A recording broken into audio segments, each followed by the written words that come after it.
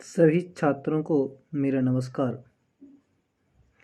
आज हम कक्षा 10 विषय संस्कृत मध्य प्रदेश बोर्ड यानी माध्यमिक शिक्षा मंडल मध्य प्रदेश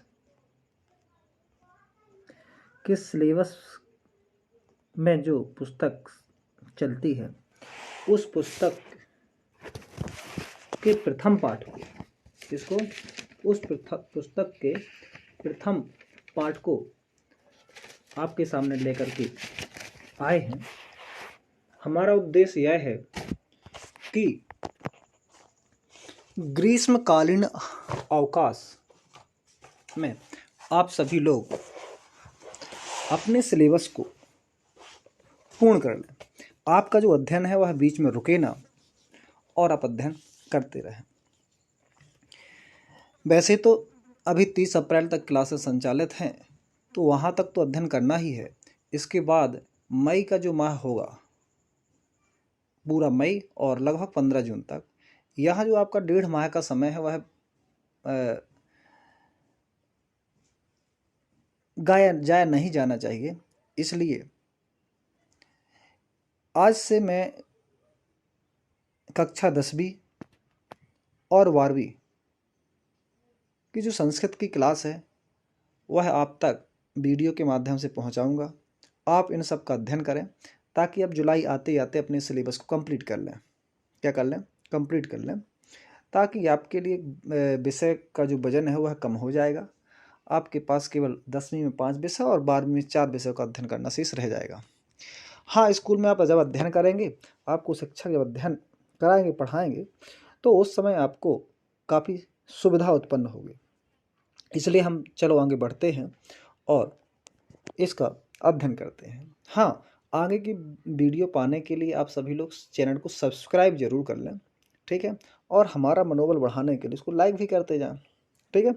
कमेंट बॉक्स में आप जरूर लिखें कि आपको कठिनाई कहाँ पर आ रही है, ठीक है। हम आगे बढ़ते हैं। प्रथमः पाठः यानी पहला पाठ का नाम है सूचि पर्यावरणम, ठीक है। क्या नाम है? सूचि। तो हमें इन बातों को समझना है। यहाँ लिखा है सूचि। सूचि का अर्थ होता है पवित्रता या शुद्धता। क्या होता है? पवित्रता या शुद्धता। और पर्यावरण यानी पर्यावरण। क्या?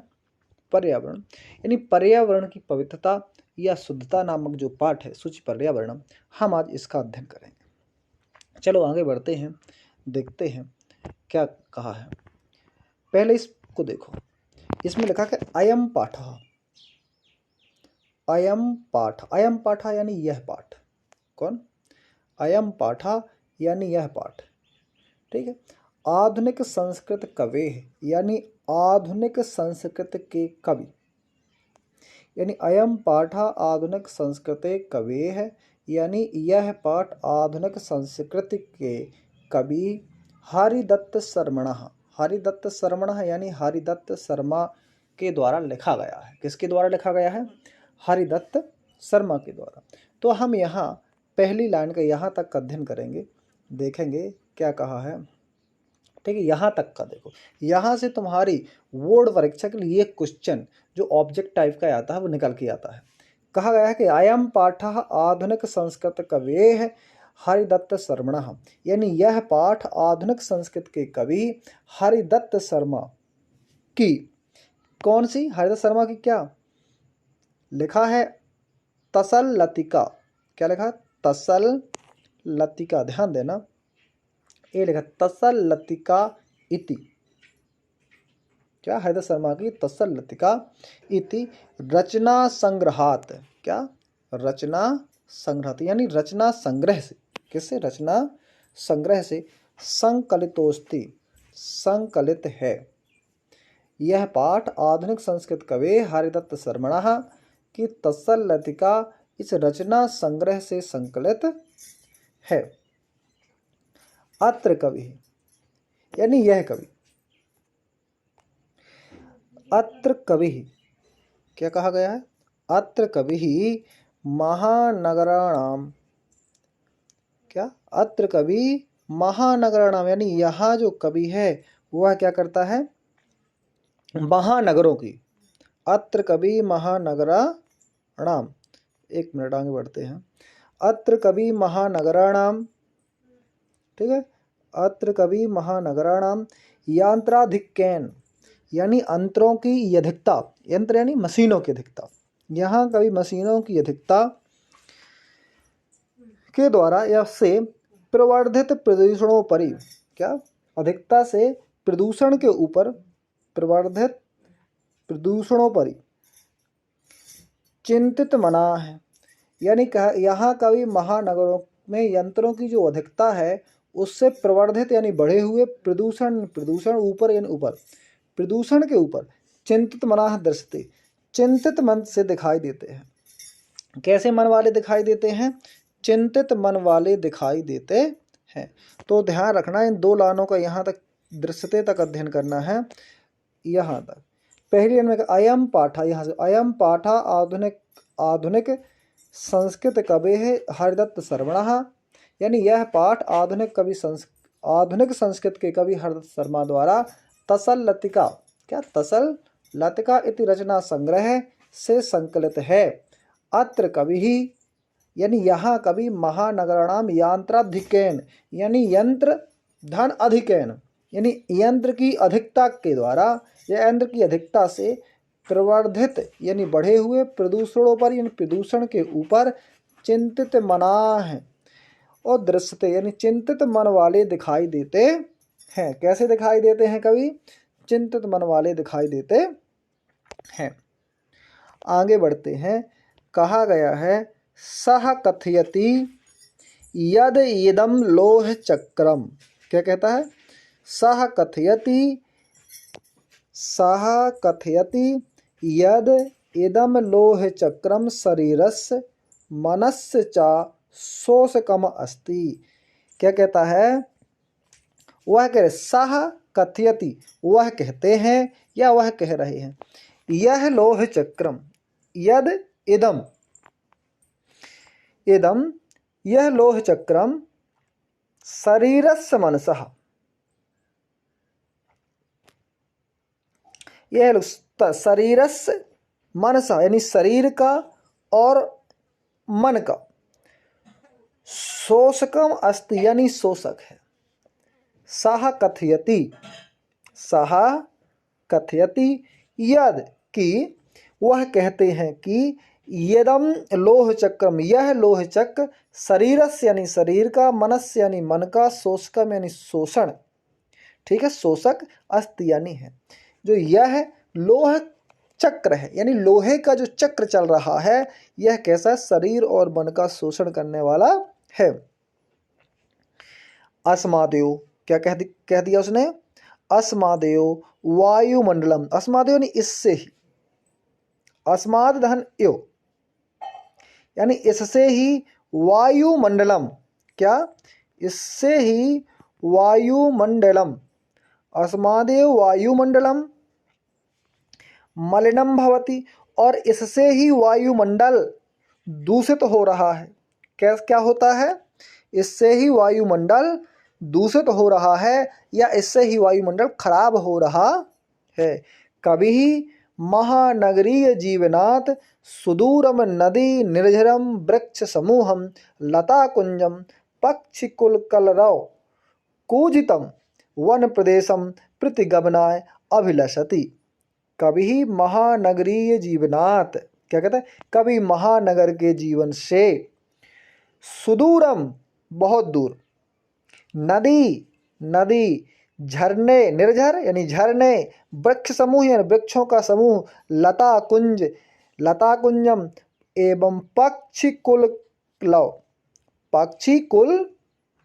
कलरव यानी पक्षियों के समूह के कलरव यानी प्रकार की ध्वनि से गूंजित यानी गुंजित, वन प्रदेश की ओर, वन प्रदेशम प्रति, वन यानी वन प्रदेश की ओर, गमना अभिलाषा जाने की अभिलाषा करते हैं या कर रहे हैं। क्या कहता है, अस्मादेव वायुमंडलम मलिनम भवति, यानी अस्मादेव वायुमंडलम मलिनम भवति, इससे ही वायुमंडल मलिन हो रहा है, खराब हो रहा है।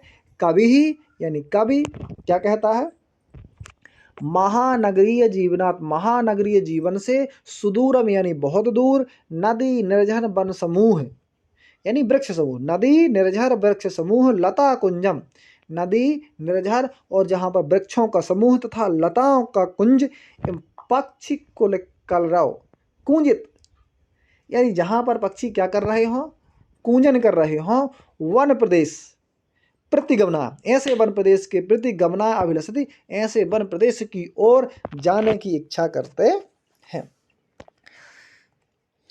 आशा करते हैं कि आपको इस पाठ का सारांश तो यहीं पर ही समझ में आ गया होगा, है ना। इसका शॉर्ट रूप में इसको समझ लो कि यह जो पाठ है यह है हरिदत्त शर्मा नामक कवि ने, किसने, हरिदत्त शर्मा नामक कवि ने लसल तलिका, लसल तलिका इत रचना जो संग्रह है उससे लिया है। यह जो पाठ है शुचि पर्यावरण कहाँ से लिया गया है, हरिदत्त शर्मा द्वारा रचित लसल तलिका नामक रचना संग्रह से संकलित किया गया है। ठीक है, कहाँ से संकलित किया गया है, लसल तलिका नामक संग्रह से।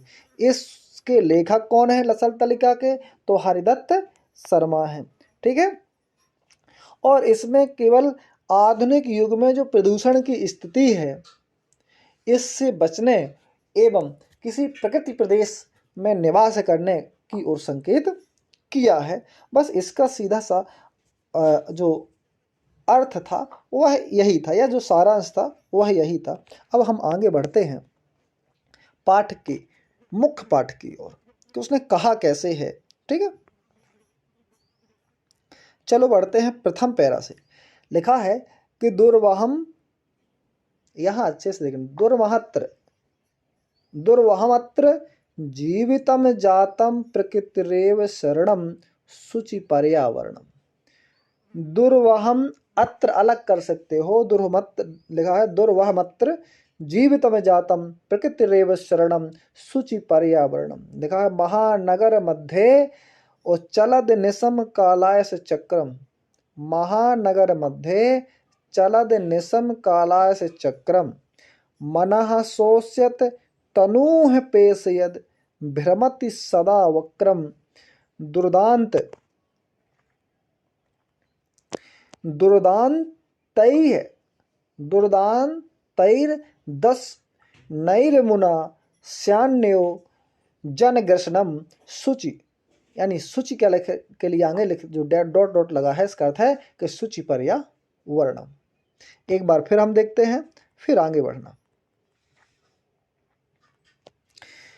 दुर्वहमत्र, दुर्वहमत्र जीवितम जातम प्रकृतिरेव शरणम शुचि पर्यावरणम, महानगर मध्ये चलद निशम कालायस चक्रम, मनः शोष्यत, मनः शोष्यत तनुः पेशयद भ्रमति सदा वक्रम।